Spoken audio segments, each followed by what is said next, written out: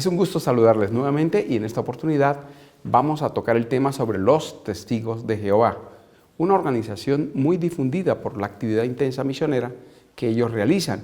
Es muy común ver a estas personas de dos en dos, generalmente dos damas, dos caballeros, una señora adulta, una joven, un caballero mayor, un jovencito o hasta un niño, tocando las puertas desde horas muy tempranas hasta altas horas de la noche. Este es un aspecto que nos debe enseñar un aspecto positivo y un aspecto negativo. El positivo del trabajo misionero. Dios nos invita a salir de casa en casa, así lo dice la Escritura, y el espíritu de profecía confirma que el movimiento de reforma en su fase final se destacará por eso, por visitar las casas y abrir en ellas la palabra de Dios. Pero el negativo es la imprudencia de los horarios.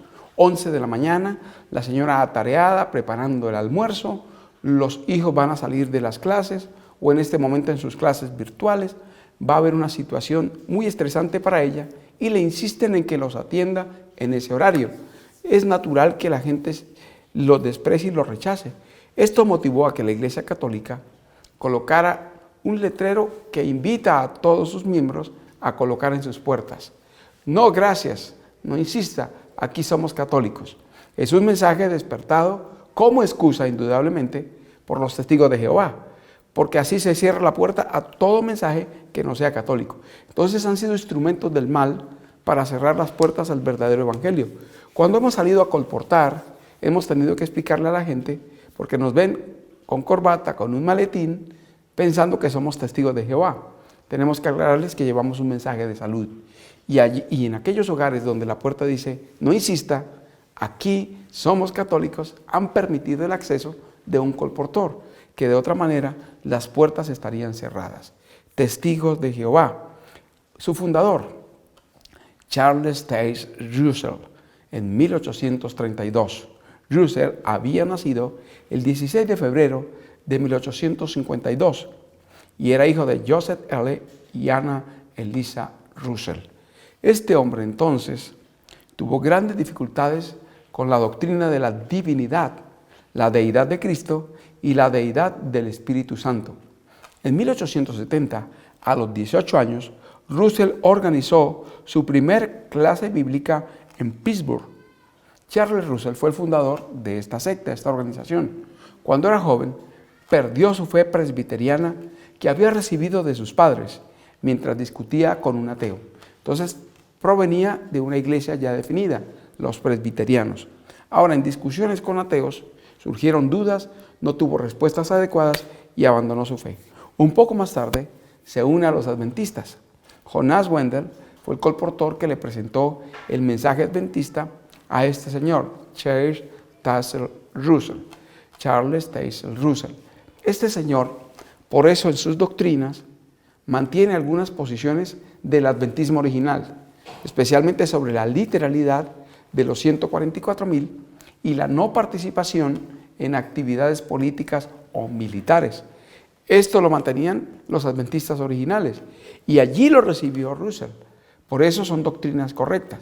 El rechazo a la inmortalidad del alma también lo mantiene como doctrina original del adventismo y lo conservan los testigos de Jehová. Un poco más tarde, al unirse a los adventistas, escuchó las advertencias del fin del mundo. Su fascinación con las profecías lo llevó a creerse él mismo un gran profeta y lo llevó a fundar en 1879 la Sociedad Bíblica de la Atalaya, posteriormente conocida como los Testigos de Jehová. En 1879, Russell dio a conocer sus ideas doctrinales. Fue coeditor del Heraldo de la Mañana, conjuntamente con N.H. Barbour, el fundador de ese periódico. En 1881 fundaron la John Watchtower Tract Society, Sociedad de Tratados de la Atalaya de Sion, de la que Russell fue nombrado presidente en 1884 y que más adelante cambiará su nombre por la Sociedad de Biblias y Tratados La Atalaya, la Watchtower. Así se pasó a llamar posteriormente. Se inició la impresión y distribución de diversas publicaciones en varios idiomas, editadas para el estudio de la Biblia y para proclamar la aurora del milenio. Ese es uno de los temas principales de los testigos de Jehová. Hacia 1884, Russell se hizo cargo de la publicación y entonces la rebautiza, ¿no?, como la Atalaya anunciando el reino de Jehová. Fundó la Sociedad de Tratados Atalaya de Sion. Hoy se conoce como la Sociedad Atalaya de Biblias y Tratados. La primera edición de la revista, la Atalaya, fue de solo 6.000 ejemplares por mes. Posteriormente, el complejo de publicaciones de los Testigos de Brooklyn, para 1982, un siglo después, en el estado de New York, producía 100.000 libros y 800.000 ejemplares de sus dos revistas, la Atalaya y el Despertar, diariamente. Miren la forma como se ha multiplicado esta organización, cómo ha crecido de manera notable. Russell se autodenomina pastor y llega a la conclusión que todos los cristianos habían interpretado erróneamente la Biblia. Para remediar la situación, escribió 7 volúmenes llamados Estudios de las Sagradas Escrituras. De estos estudios, dice el mismo Russell, quien se dirige a la Biblia solamente en 2 años vuelve a las tinieblas. Al contrario, si lee los estudios con sus citas, aunque no haya leído una sola página de la Biblia, mantiene la verdad. ¡Qué tremendo! O sea, si lee los estudios, aunque no haya leído una sola página de la Biblia, sale del error. Sus escritos, por lo tanto, son colocados por sobre la Biblia. Russell es considerado como un profeta fracasado, ya que en 1874 anunció la venida de Cristo para el año 1914, pero ese año ocurrió la Primera Guerra Mundial. No dándose por vencido, Russell postergó la fecha para 1915 y de nuevo para 1918. Más tarde, los testigos reinterpretaron el año 1914 como el principio de los últimos días. Debido a que sus predicciones no concordaban con las de su esposa, también considerada profeta, terminaron en divorcio. Tremendo. Entonces, el fundador Charles Taze Russell tuvo graves errores doctrinales, fijó fechas para la venida del Señor, se equivocó inevitablemente en estas fechas y fracasó en sus propuestas proféticas. Si colocamos la base bíblica, Deuteronomio 18, que si un profeta anuncia algo y no se cumple la profecía que anuncia, es un profeta por el cual Jehová no ha hablado. No temáis al tal hombre. Jehová me dice que no tema a los testigos de Jehová, que no tenga temor por su profeta o por sus profecías, porque no se han cumplido. Cuando muere Russell, el 31 de octubre de 1916, viene un abogado de Missouri llamado Joseph Franklin Rutherford. Se hizo cargo de la presidencia de la Sociedad de la Atalaya, que era entonces conocida como la Asociación del Alba de Estudiantes de la Biblia. Y en 1931 cambió el nombre de la organización a Testigos de Jehová. Por unos 50 años, los Testigos de Jehová no se llamaron Testigos de Jehová. Solo en 1931 adoptan el término Testigos de Jehová. Y esto es muy importante. Podemos preguntarle hoy a los miembros, si conocer el nombre de Jehová es tan importante, ¿qué pasó con todos los miembros y el mismo Charles Taze Russell, que no pronunció el nombre de Jehová, que no defendió el nombre de Jehová, que no llevaba como denominación el nombre de Jehová? Ellos indican que si no seguimos el nombre de Jehová, estamos perdidos, estamos errados, estamos en tinieblas. Entonces, Charles Taze Russell empieza en la década de los 70. Serían unos 60 años sin el nombre de Jehová. Todos los testigos de ahí para atrás se perdieron entonces. Podemos notar que es un error de interpretación muy terrible. Si leemos Éxodo capítulo 6, vemos que allí el Señor le dice a Moisés que por el nombre Jehová no lo conocieron ni Abraham, ni Isaac, ni Jacob. Entonces Abraham, Isaac y Jacob están perdidos. No. Por lo tanto, conocer el nombre Jehová no es el punto determinante para salvarse o para perderse. La Biblia no enseña eso. Antes bien, en Hechos capítulo 4, versículos 10 al 12, el apóstol Pedro explica que hay un solo nombre dado a los hombres por el cual podamos ser salvos: Jesucristo, hombre. Entonces presenta un principio diametralmente opuesto a los testigos de Jehová. Bien, entonces Rutherford asume la presidencia.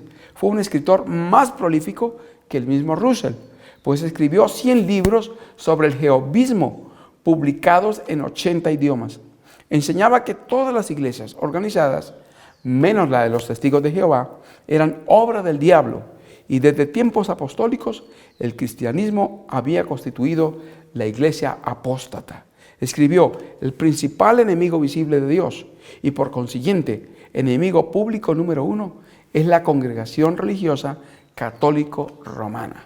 Entonces la iglesia católica romana fue descrita por él como enemigo público, y en este punto tenía razón Rutherford. Aquí concordamos con él. Bien, ¿qué nos sigue diciendo este aspecto histórico? En el año 1918, Rutherford fue encarcelado por un tiempo, lo suficiente para salir lleno de ira contra el clero cristiano, al que hacía culpable de sus desgracias. Él le dio a los testigos su carácter agresivo contra el cristianismo y mantuvo ese carácter con los mismos católicos romanos. Ahora se cambia el nombre y en 1931 toman el término Testigos de Jehová. Reiteramos ese aspecto. Entonces, de 1870 a 1916, Charles Taze Russell. El juez Rutherford de 1916 a 1942. Y luego, de 1942 a 1977, Nathan H. North. Nathan North fue el siguiente dirigente de este movimiento. La organización llevó varios nombres. A partir de 1874, la Torre del Vigía, Aurora Milenial, en 1909, Asociación del Púlpito del Pueblo, en 1914, Asociación Internacional de los Estudiantes de la Biblia, Sociedad de Tratados de la Torre del Vigía, Sociedad de la Biblia y Tratados del Vigía, Russellismo, Sociedad Atalaya y en 1931, Testigos de Jehová. Las predicciones fallidas. No olvidemos Deuteronomio 18:22. Si un profeta habla y la profecía no se cumple, no temáis al tal profeta, con presunción ha hablado. El tiempo de los gentiles, 1914. Los gobiernos que serían derribados, 1915. La batalla del Armagedón, 1915. Y el fin del mundo para 1914. Ellos han sufrido persecución, indudablemente. En muchos lugares han sido atacados. Por ejemplo, la Alemania nazi especialmente atacó a los Testigos de Jehová, porque como son contrarios a la participación en actividades militares, son no combatientes, objetores de conciencia, esto les trae muchos problemas y persecución. Además, no saludan a los símbolos patrios, la bandera y estas cosas, y no participan en asuntos políticos. Entonces, en los días de la Alemania nazi, fueron deportados y encarcelados cerca de 10.000, muertos por malos tratos unos 2.500, sentenciados a muerte 253, niños arrancados de sus padres 500, pérdida de empleo 1.687, pérdida de negocios propios 284, pérdida del hogar 735, prohibición del régimen de ejercer su oficio propio 457, confiscación de propiedades 129, negación de la pensión 826, personas que sufrieron otras pérdidas personales 329, matrimonios disueltos por presión de los funcionarios 30. Entonces, en el régimen de Hitler se vieron los efectos que ellos tuvieron en consecuencia de ser rechazados por no participar en la política ni en las actividades del Tercer Reich. Y esto lo siguen proclamando hasta hoy. Es un aspecto loable que como movimiento de reforma parecemos a los Testigos de Jehová, o ellos más bien se parecen a nosotros, porque nosotros conservamos el principio original adventista de no combatientes, no participantes en política, no vinculados con los gobiernos terrenales, respetamos las autoridades, pero no participamos en asuntos políticos. Los Testigos de Jehová conservan eso del adventismo original y eso los hace parecidos al movimiento de reforma. Ahora, sus creencias: no creen en la divinidad, Dios en tres personas, niegan la divinidad de Jesús y llaman al Espíritu Santo una fuerza activa. Consideran que la Biblia es la infalible palabra de Dios y base de las creencias.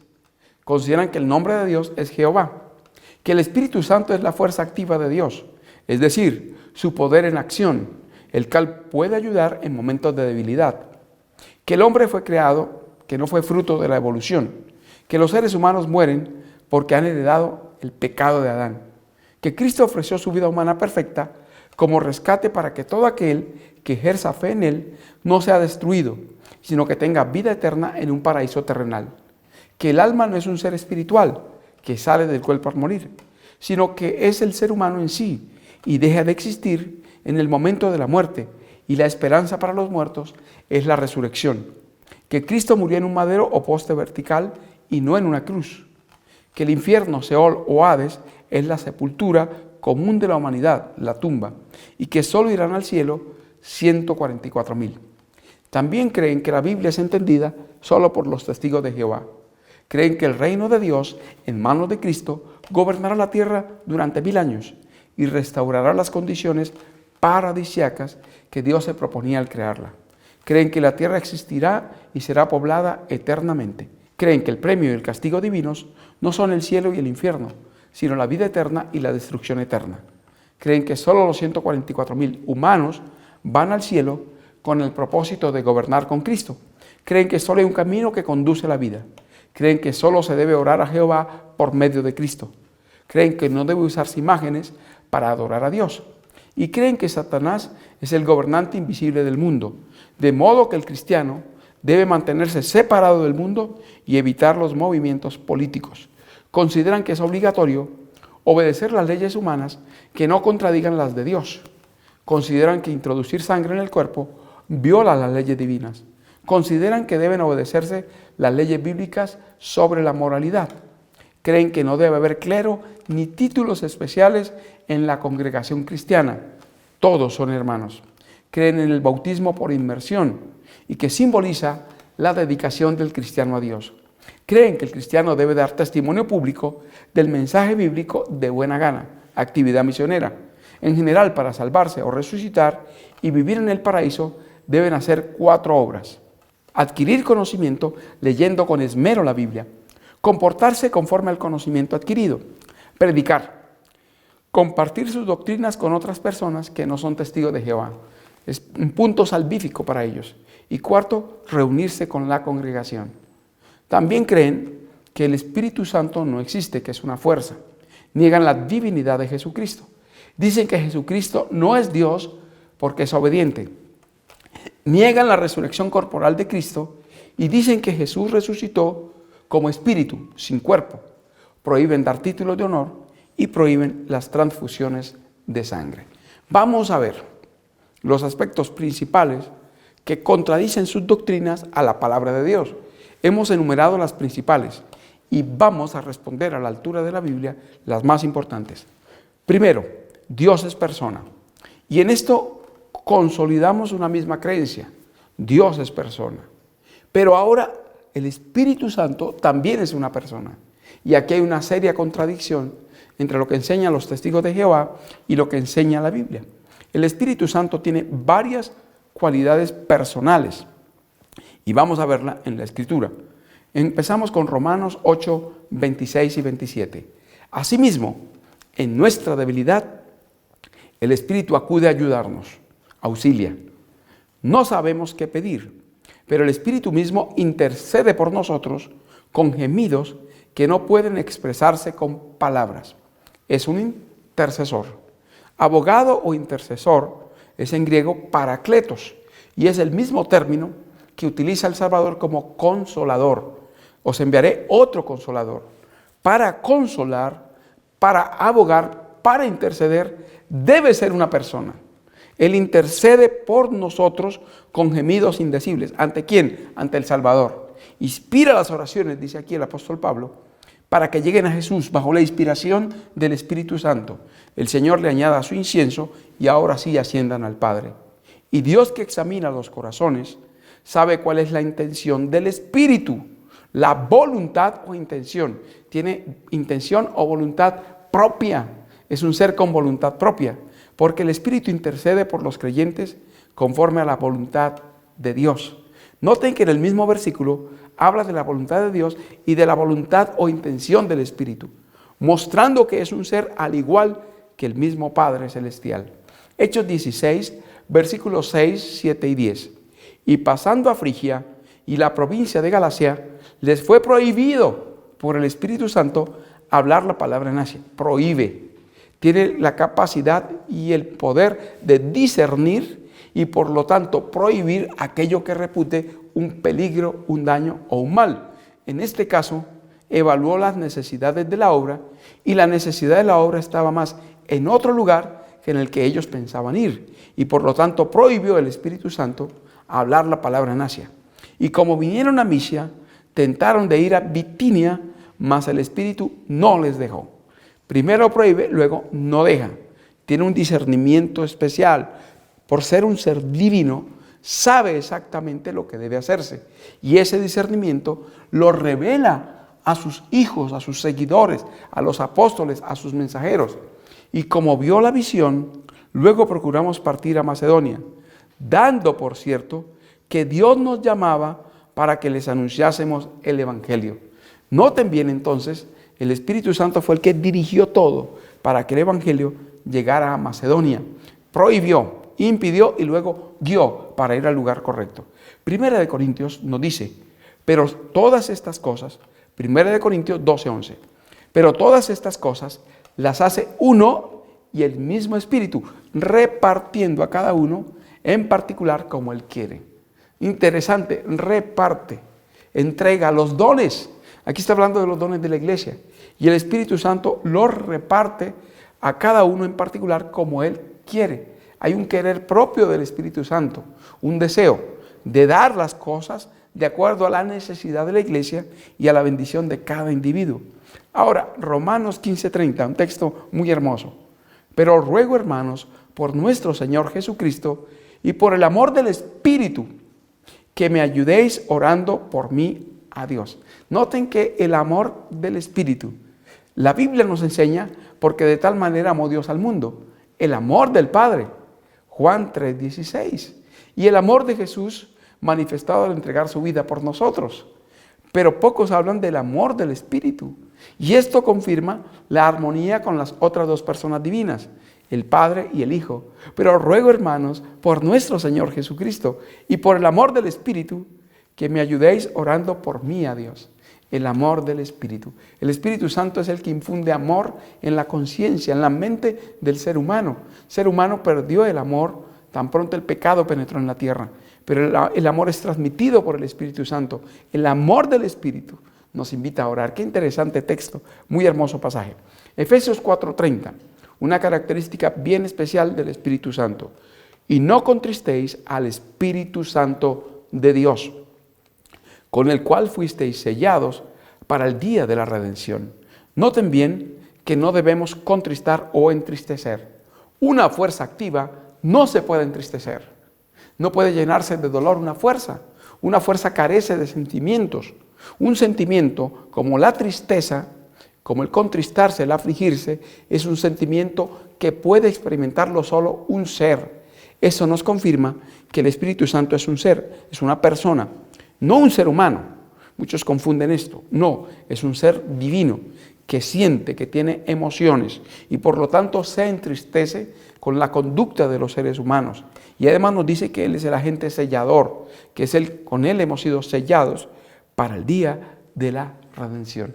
Un pasaje muy importante y relevante es Hechos capítulo 5, versículos 3 y 4. Y dijo Pedro a Ananías, ¿por qué llenó Satanás tu corazón para que mintieses al Espíritu Santo y sustrajeses del precio de la heredad? Reteniéndola, ¿no se te quedaba a ti? Y vendida, ¿no estaba en tu poder? ¿Por qué pusiste esto en tu corazón?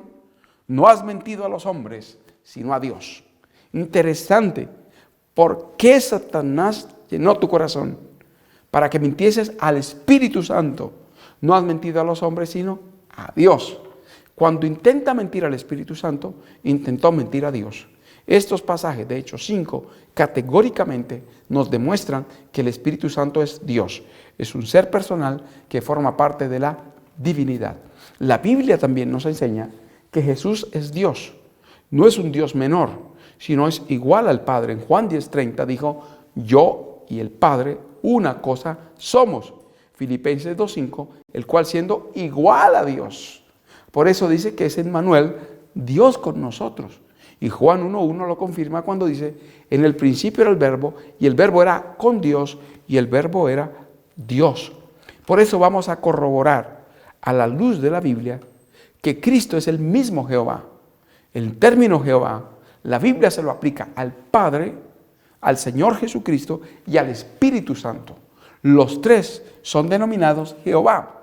Recordemos que el nombre Jehová es una traducción de las letras YHWH, lo que se conoce como el tetragramatón, las 4 letras.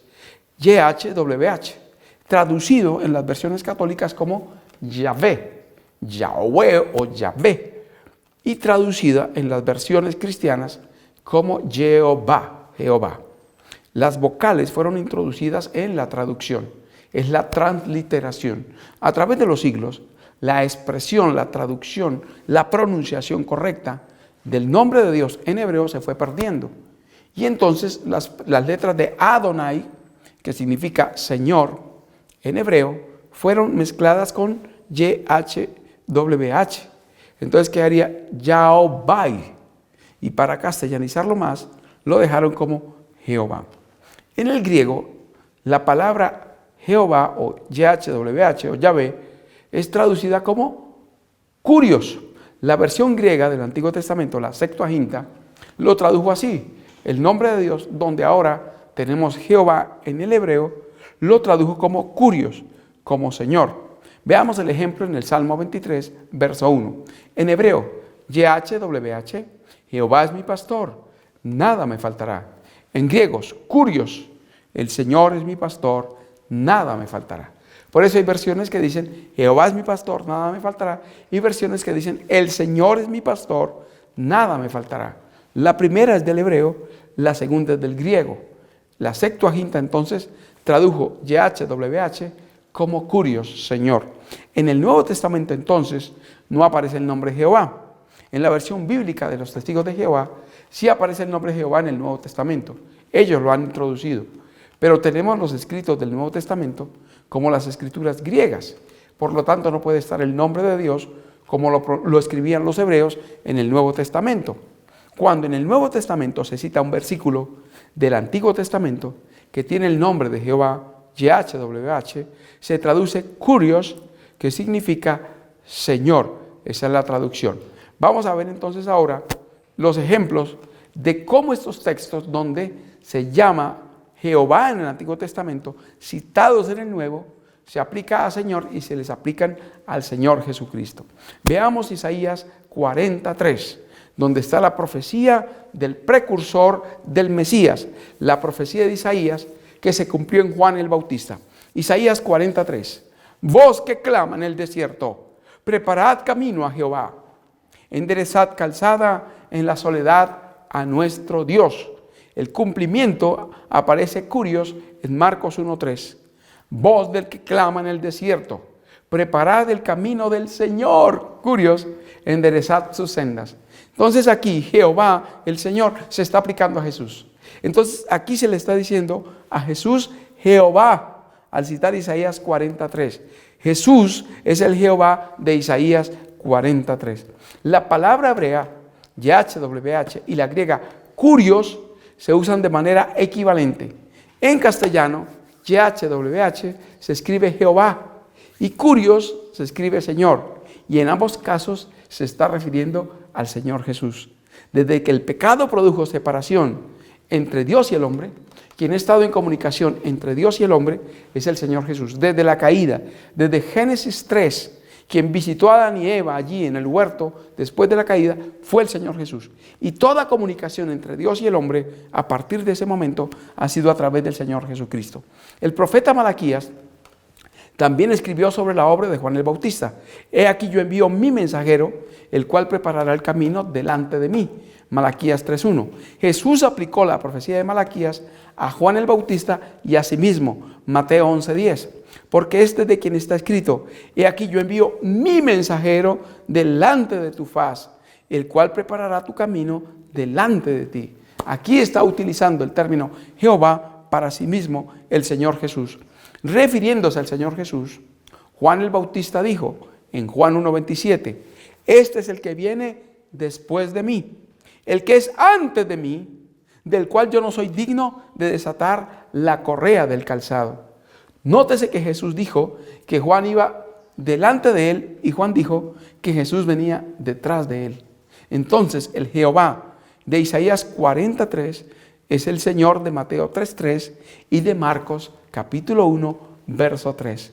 El Cristo del Nuevo Testamento es el Jehová del Antiguo Testamento en muchos pasajes.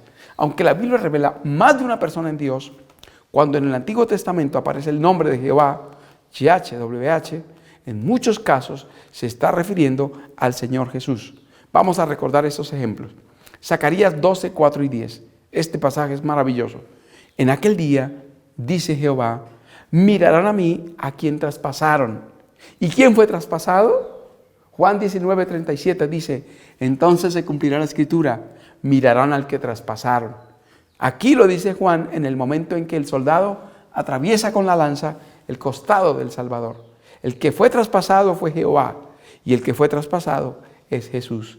Aquí Jesús es Jehová. Isaías 8, 13 y 14. A Jehová de los ejércitos, a él santificad. Él será piedra para tropezar y por tropezadero para caer.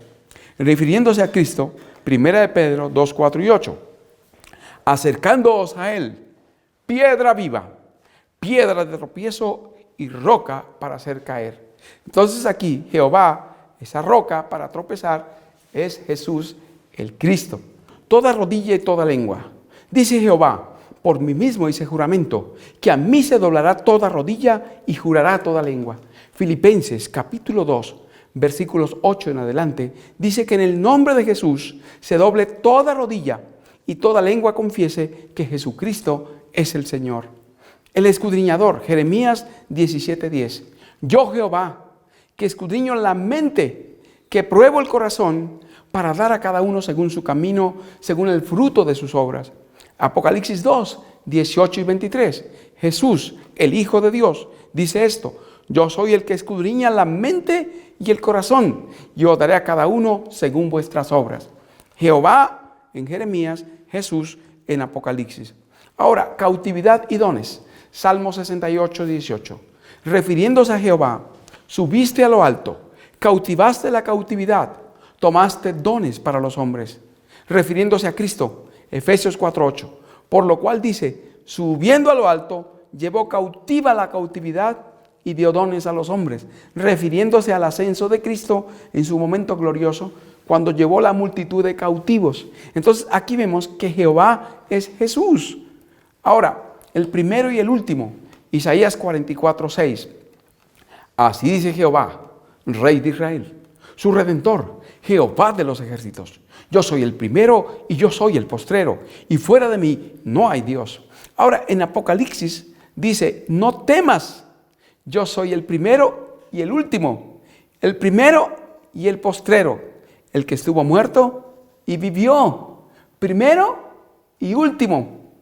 Yo soy el que vivo y he sido muerto, el que murió y vivió. Vemos Apocalipsis capítulo 1, versículo 11, versículo 17 y capítulo 2, verso 8. Ahora, la invocación del nombre. Y esto es clave, Joel 2:32. Y todo aquel que invocar el nombre de Jehová será salvo, porque en el monte de Sión y en Jerusalén habrá salvación. Romanos 10:13, hablando de Cristo, porque todo aquel que invocar el nombre del Señor será salvo. El nombre dado a Israel era Jehová. Y aquí Jehová ahora se nos presenta como Jesucristo, porque el nombre de Jehová está inmerso en el nombre de Jesús. El nombre del Señor Jesús es Yeshua o Yahshua. Y allí está el nombre de Dios en hebreo, más el nombre Oshea, que es salvación. Esto significa yo soy el que salva. Porque el nombre de Dios en hebreo, según Éxodo capítulo 3, YHWH, es yo soy el que soy. Esto es el eterno. Yo soy y ahora Jesús, Oshea, el Salvador. Yo soy el que salva o el eterno Salvador. Sería la traducción al español de Jesucristo. El ungido eterno Salvador. El ungido que salva. El ungido quien salva. Todo esto referiría la transliteración del nombre de Dios. Jehová, el eterno Salvador. Entonces, por eso, cuando dice Jehová aquí, el Salvador, Jehová el que salva, es Jesús. Y por eso en Romanos 10:13 se le denomina así, tomando el texto de Joel capítulo 2. El buen pastor, Salmos 23:1. Jehová es mi pastor, nada me faltará. Ahora, Ezequiel 34:15. Yo apacentaré mis ovejas y yo le daré aprisco, dice Jehová el Señor. Ahora, ¿qué dijo Jesús? Juan 10:14-15. Yo soy el buen pastor y conozco mis ovejas y las mías me conocen y pongo mi vida por las ovejas. Jesús es el buen pastor. Jesús es el Jehová del Salmo 23. Entonces es muy importante comprender que la Biblia me presenta a Jesús como Jehová. Por lo tanto, si el término Jehová se le aplica al Padre, se le aplica al Hijo y se le aplica al Espíritu Santo, los tres son Jehová. Los tres son el que son, es decir, el que fue, el que es y el que ha de venir. Esto significa el eterno. El Padre es eterno, Salmos 92. El Hijo, el Señor Jesús, es eterno, Miqueas 5:2, Hebreos 7:1-4. Y el Espíritu Santo, Hebreos 9:14, me señala que es eterno. Entonces los tres son Jehová. Y ahí queda clara esta doctrina a la luz de la Biblia. Ahora, los 144,000, ¿cuál es el error de ellos? Enseñan que solo los 144,000 irán al cielo. Ahí está su error. Ahí está su equivocación. ¿Dónde parte ese error fundamental? En su mala comprensión del milenio.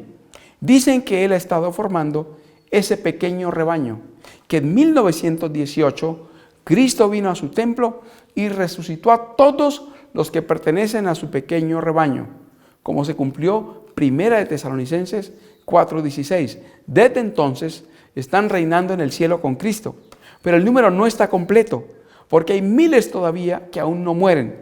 Estos al morir resucitarán inmediatamente a la vida en el cielo. El número de los 144,000 es literal.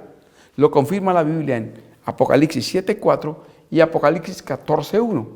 Lo que se equivoca en este grupo de personas, en lo que se equivocan los testigos de Jehová, es al considerar que solo los 144,000 van al cielo. Los 144,000 están vivos cuando Jesús viene. Dicen Isaías 25:9, este es nuestro Dios, le hemos esperado y Él nos salvará. Pero luego viene la resurrección general de los justos. Y tanto 1 de Corintios 15 como 1 de Tesalonicenses 4 dice que todos fuimos arrebatados y llevados en las nubes para estar con el Señor. ¿Y esto por cuánto tiempo? Apocalipsis 20 dice, por 1000 años. Entonces, durante esos 1000 años, la tierra está en el estado caótico que estaba al principio, antes de ser ordenada. Génesis 1:2, en el estado de abismo, como lo señala Isaías capítulo 24, como lo señala Jeremías capítulo 4. El estado de abismo es desordenada, vacía y en tinieblas. Desordenada por el caos que ocurre en las plagas y en el terremoto producido en la 7ª plaga. Vacía porque no hay seres humanos, porque todos los impíos mueren a la venida del Señor. Apocalipsis 1:7, Segunda de Tesalonicenses 1:8. Todos perecen cuando Jesús viene y todos los justos son arrebatados al cielo en la segunda venida de Cristo.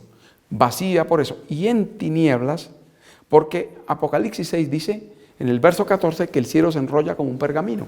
La tierra queda sin atmósfera y al quedar sin atmósfera queda como la luna, en una condición parecida a la luna, desordenada, vacía y en tinieblas. Como los testigos de Jehová no creen eso, lo que dice la Biblia, sino que durante 1000 años la tierra volverá a ser un paraíso, entonces creen que los 144,000 se van al cielo y el resto de seres humanos son redimidos y quedan aquí en la tierra durante el paraíso milenario. Pero no es así. Durante 1000 años la tierra queda cautivada por Satanás, o más bien Satanás esclavizado en la tierra. Durante 1000 años la tierra queda desordenada, vacía y en tinieblas. Y los únicos habitantes de este mundo son Satanás y los demonios. Y Satanás y los demonios no harán de la tierra un paraíso. Harán de la tierra lo que estará en ese momento, un lugar de abismo, desordenado, vacío y en tinieblas. Pasados los 1000 años, El Señor ahora resucita a los perdidos, hace su juicio y los aniquila y purifica la tierra con fuego. La tierra será quemada, dice 2 de Pedro capítulo 3, versos 8 al 10, y el Señor hará un cielo nuevo y una tierra nueva. Apocalipsis 21. Esta secuencia del orden de los eventos no es aceptada por los testigos, y de ahí parte su error de los 144,000. Bien, la salvación para los testigos de Jehová es la salvación por obras y por ser miembros de su organización, y ahí están totalmente errados. Efesios 2:8 dice, por gracia sois salvos. Su profesión de aceptar el mensaje de Jesús es solo por profesión, pero en la práctica su salvación depende más de su trabajo misionero que de la aceptación de Jesucristo como Salvador personal. No participan en las Fuerzas Armadas, ahí están bien. Rechazan la transfusión de sangre y ahí están terriblemente mal. Concluyen que la sangre es el alma. No entienden que el término utilizado como alma puede ser traducido como vida, y a eso es a lo que se refiere la Biblia. ¿Por qué? Porque la vida está en la sangre.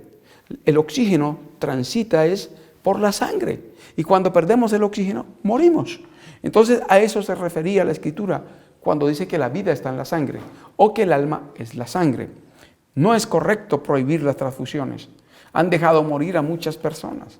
Se han hecho más famosos por prohibir las transfusiones que por sus predicaciones de casa en casa. Lamentablemente ha habido muchos casos de personas cuya vida se ha perdido por este concepto erróneo de los testigos de Jehová. El Señor Jesús en la cruz del Calvario hizo más bien como una transfusión. ¿Por qué? Porque derramó su sangre para limpiar la nuestra. Entonces el Señor dijo, nadie tiene mayor amor que este, que alguno dé la vida por sus amigos. Y Él dio su sangre, que es la vida. Entonces el Señor nos enseñó que dar una transfusión de sangre para otra persona no es un pecado, no es recibir el alma de otro, contaminarse su alma, sino es ayudar a salvar. Es una obra como la que Cristo hizo en la cruz. Dios nos ayuda entonces a ser útiles para otras personas. No celebran los cumpleaños. En esto son radicales y son contrarios a la celebración de un día de gratitud por cumplir años. No creen en los dones espirituales, no dan honores a la bandera y realizan el bautismo por inmersión. Vamos a ver algunos aspectos fundamentales, 3 de ellos, de los que hemos mencionado: el propósito de la muerte de Cristo, la resurrección de Cristo y las profecías erróneas con relación a su autoridad final. Bien, ¿qué dicen los testigos de Jehová? En el libro Usted puede vivir para siempre en un paraíso en la tierra, páginas 61 a las 65 dicen: Jesucristo murió para el pecado de Adán, no fue para los pecados que hacemos nosotros mismos. Por favor, esto me admiró que ellos crean así. No fue para los pecados que hacemos nosotros mismos. Tremendo. Es una nota admirable este dato. ¿Qué dice la Biblia sobre eso? Primera de Pedro 2:24. Él mismo, en su cuerpo, llevó al madero nuestros pecados, para que muramos al pecado y vivamos para la justicia. Por sus heridas ustedes han sido sanados. Segunda de Corintios 5:21. Al que no conoció pecado, por nosotros lo hizo pecado, para que nosotros fuésemos justicia de Dios en él. Qué interesante, al que no conoció pecado. Deseado, página 17, transcribe este pasaje así de manera hermosa. Cristo fue tratado como nosotros merecíamos ser tratados, a fin de que nosotros seamos tratados como Él merece. Fue muerto por nuestros pecados en los que no habíamos participado, para que nosotros vivamos por su vida en la que no habíamos participado.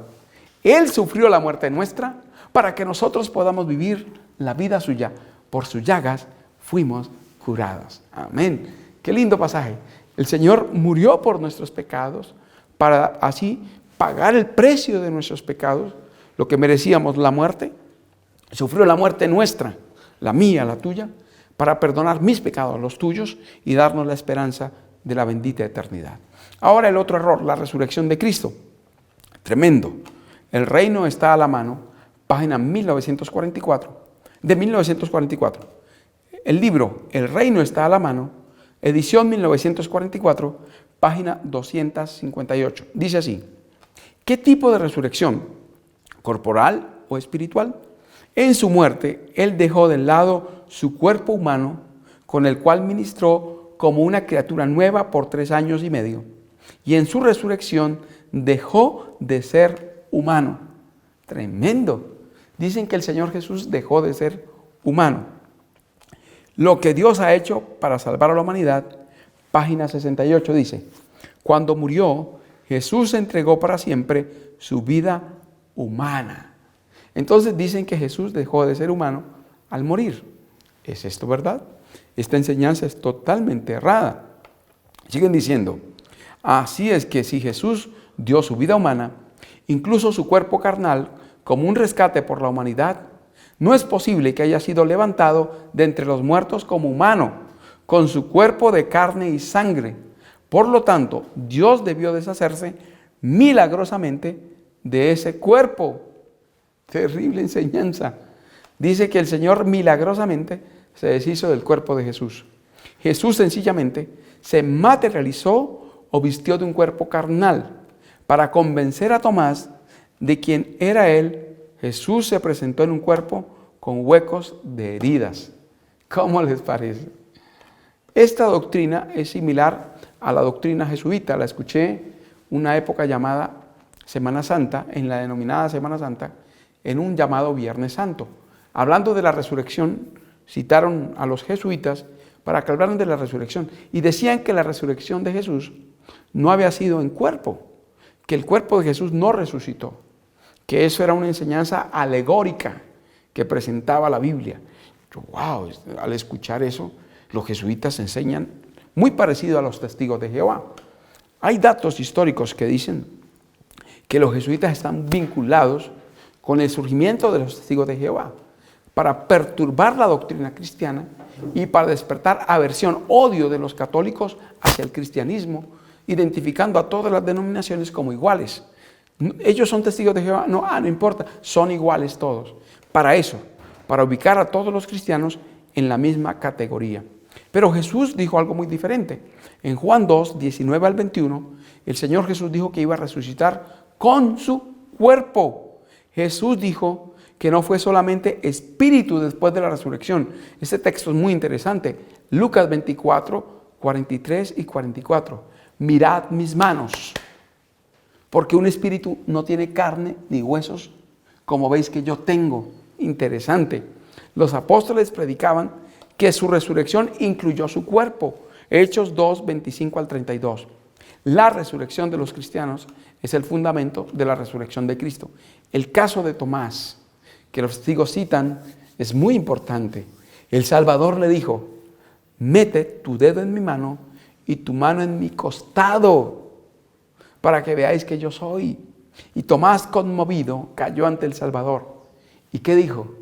Señor mío y Dios mío. Tomás, ante la resurrección corporal de Cristo, lo reconoció como Dios. El mismo cuerpo que había sido crucificado, el mismo cuerpo que había sido depositado en la tumba de José de Arimatea, es el mismo cuerpo que se levantó, que resucitó. Es el mismo Jesús. Ahora tomó su humanidad para siempre. Emmanuel, Dios con nosotros, se hizo hombre para siempre. Llevará a la humanidad por la eternidad. Por eso será adorado, porque se encarnó para siempre, para identificarse para siempre como ser humano. Y esa es nuestra esperanza. Nuestro hermano mayor comparte el trono del universo. Un ser que se hizo, un ser divino que se hizo humano. Filipenses 2. Se hizo hombre, poco menor que los ángeles, y hallado en la condición de hombre se humilló hasta la muerte y muerte de cruz, por lo cual Dios lo exaltó. Y sobre todo nombre es su nombre. Maravilloso lo que el Señor hizo. Lleva a la humanidad para siempre. Ahora, una palabra sobre el rescate. Qué interesante. Si Dios levanta a Jesús de entre los muertos con su cuerpo, está invalidando el rescate. ¿Qué? Miren lo que estas personas creen. Terrible. Dicen que si Jesús se levantó con el mismo cuerpo, ese rescate ya no tiene valor. ¿A qué se refieren con el rescate? La ofrenda de Cristo.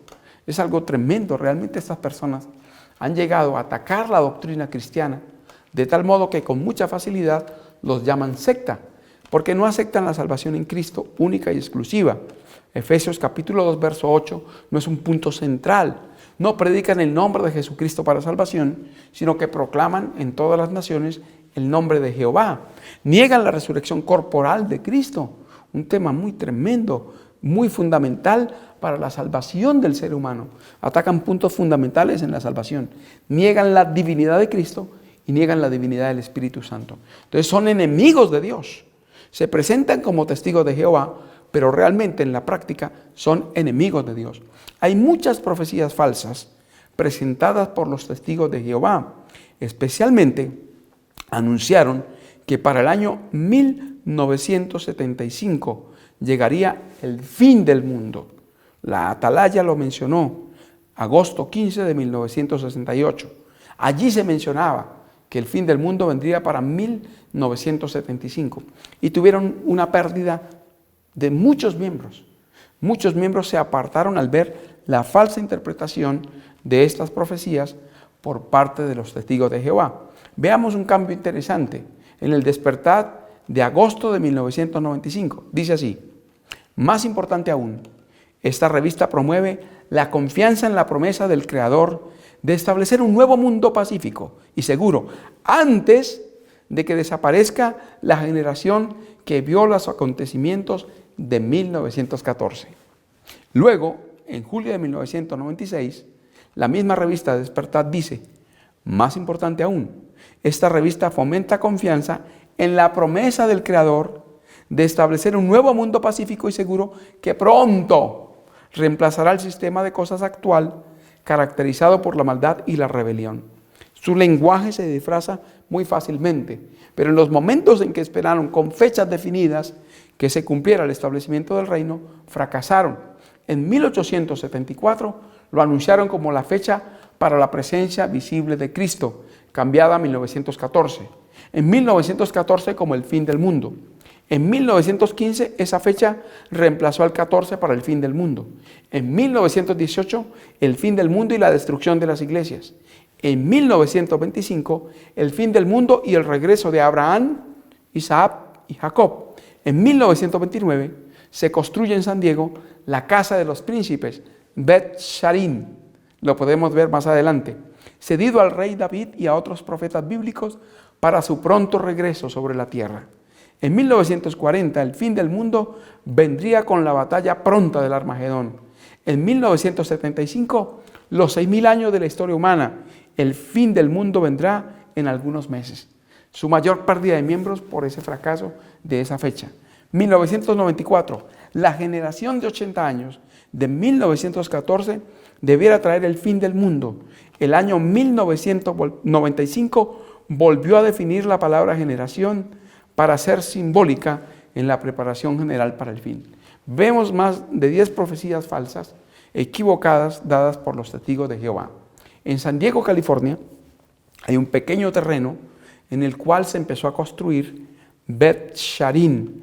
Bet Sharim, la casa de los príncipes, de los testigos de Jehová, un lugar que se construyó supuestamente para que cuando resucitaran Abraham, Isaac y Jacob se fueran a vivir allí.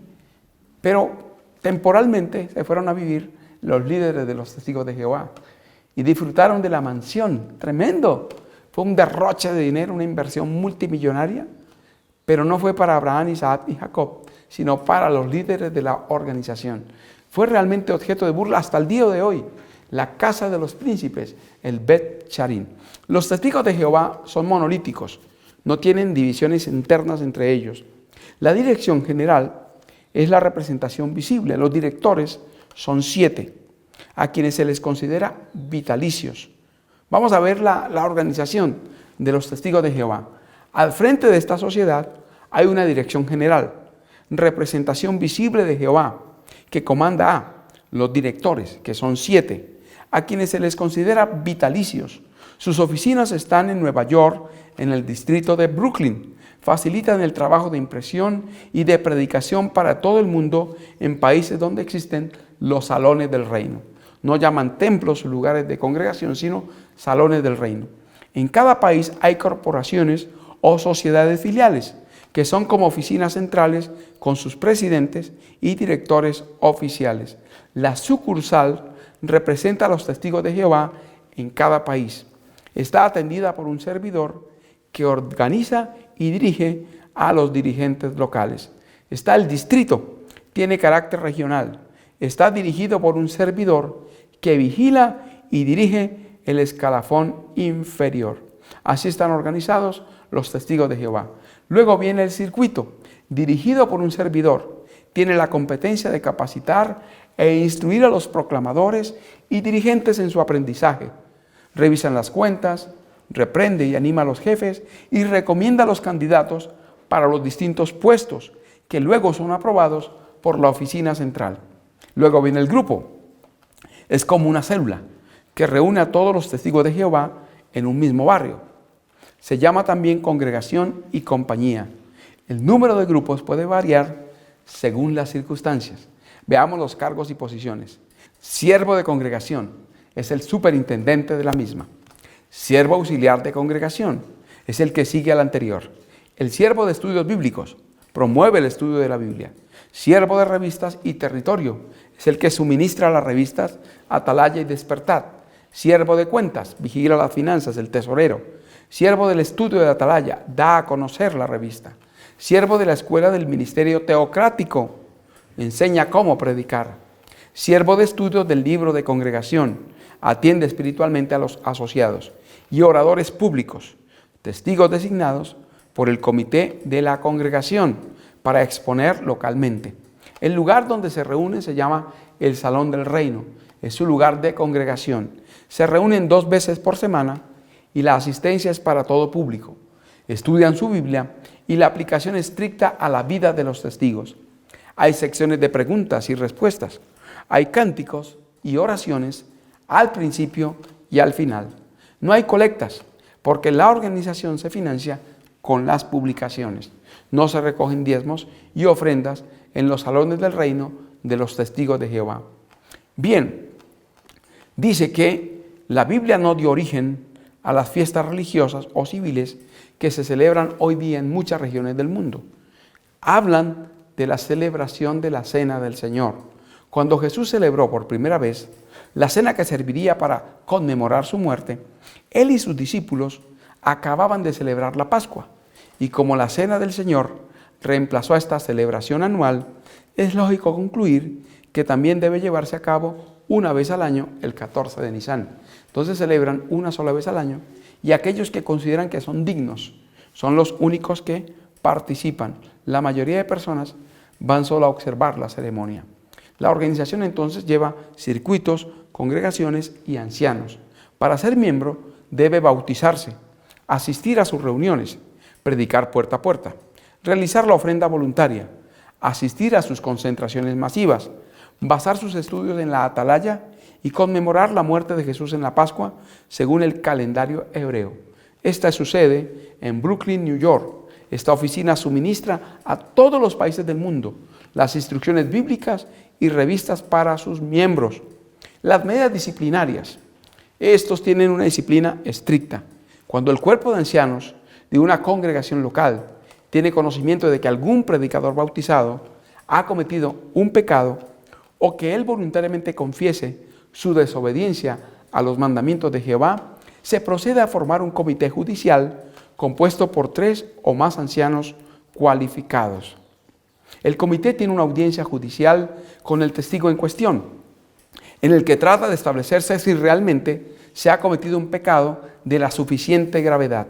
Y en caso afirmativo, si el testigo está sinceramente arrepentido del mismo, dependiendo de si el publicador ha mostrado arrepentimiento sincero o no, se toman diferentes medidas disciplinarias, como censura o expulsión.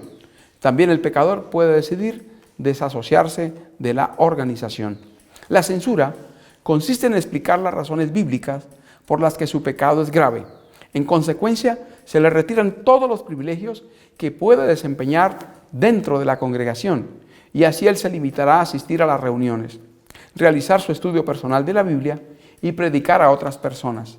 Los ancianos decidirán el tiempo apropiado que esta persona deberá estar bajo restricción. Entonces sería el caso conocido por nosotros como disciplina. Existen dos tipos de censura, la censura pública y la censura privada. La censura pública consiste en que, además de la retirada de los privilegios, se anuncia públicamente que tal persona es amonestada por comportamiento no apropiado para un cristiano. La censura privada, que es la más habitual, consiste en la retirada de los privilegios, pero no se hace ningún anuncio a la congregación. Viene la expulsión. Consiste en hacer un anuncio público en el que se dice que tal persona ya no es testigo de Jehová. Las consecuencias de la expulsión son que ningún miembro activo de los testigos cristianos de Jehová podrá tener contacto con esa persona. Utilizan el pasaje de Corintios que dice, con el tal ni aun comáis. Igualmente, los familiares de esa persona limitarán su trato hasta lo estrictamente necesario. Si el publicador fue bautizado y hizo juramento, siendo menor de edad, igualmente se aplican las mismas reglas de disciplina. Son estrictos en esto. Ni siquiera aún las personas más cercanas, que fueron sus amigos, que no son miembros de su iglesia, tienen el derecho de relacionarse con él. Es una expulsión completa. Con el tal ni aun comáis, lo dicen. Y por lo tanto no pueden ni siquiera aceptar una invitación de almorzar en su casa, ni pueden invitarlo a almorzar con ellos. Es una censura tremenda la expulsión cuando la aplican ellos. Hay otra opción, la de desasociación. Consiste en que un publicador bautizado se da de baja voluntariamente de la organización. El publicador redacta una carta en la que expresa su deseo de abandonar la organización de los testigos cristianos de Jehová y la dirige al cuerpo de ancianos en la congregación. En otros casos, su forma de actuar puede hacer públicamente evidente que la persona se ha desasociado sin necesidad de expresarlo por carta. Por ejemplo, si la persona se une a otra organización religiosa. El tratamiento a quienes son expulsados también se le aplica a las personas que se desasocian. Se le aplica la sanción de no tener relación. Los pecados más susceptibles, abuso de menores, encubrimiento de pecado, espiritismo, adulterio, apostasía, fornicación, violencia, fraude, homicidio, asociación con personas que renunciaron a ser testigos de Jehová, noten bien. Si se vincula con los que renunciaron a los testigos, los sancionan por eso. Homicidio, homosexualismo, lesbianismo, idolatría, avidez, blasfemia, incesto, borrachera, injuria, calumnia, mentira, falso testimonio, complicidad, facilitación de pecado, robo, hurto, consumir sangre, transfusión de sangre, consumo de drogas, consumo de tabaco y unirse a otra religión. Noten que por el consumo de sangre y la transfusión de sangre sobre todo, porque la Biblia prohíbe comer sangre, es claramente prohibido, pero no prohíbe transfundir sangre. Entonces ellos, si alguien se transfunde sangre, lo expulsan de la congregación. Se necesita entonces obediencia total a los líderes, aislamiento progresivo con el mundo exterior y desvalorar la vida anterior del ingreso a los testigos por considerarse mala y desagradable a Jehová. Los testigos de Jehová, esta organización, tienen su propia Biblia, que se conoce como el Nuevo Mundo de las Santas Escrituras, y un sinnúmero de libros, archivos, revistas y documentos para reinterpretar la palabra de Dios. Pero el estudio de la versión del Nuevo Mundo de las Sagradas Escrituras requiere un espacio separado. Lo más importante que debemos concluir es que a la luz de la Biblia, los testigos de Jehová no son una congregación cristiana, porque el centro de su mensaje no es Cristo, no es la salvación, no es la vida eterna. Y no siguen los principios que el Señor estableció, los 10 mandamientos. No observan el sábado como día de reposo del Señor. No tienen la Biblia como fundamento de su fe. Realmente su libro, El Nuevo Mundo de las Sagradas Escrituras, es eso, un libro denominacional, una adaptación bíblica a su doctrina. No se adaptaron a la Biblia, adaptaron la Biblia a su doctrina. Esto hace que los testigos de Jehová sea una de las organizaciones más heréticas que existen, y ya hemos visto algunas de sus enseñanzas más equivocadas. Esto lo hace formar parte de Babilonia, de la cual el Señor dice a sus hijos sinceros: salid de ella, pueblo mío, para que no participéis de sus pecados, ni os hagáis merecedores de sus plagas. Que Dios nos bendiga y nos ayude cada día a capacitarnos mejor para enfrentar esta doctrina herética y cualquier otra que encontremos en el camino. La paz de Dios les acompañe. Amén.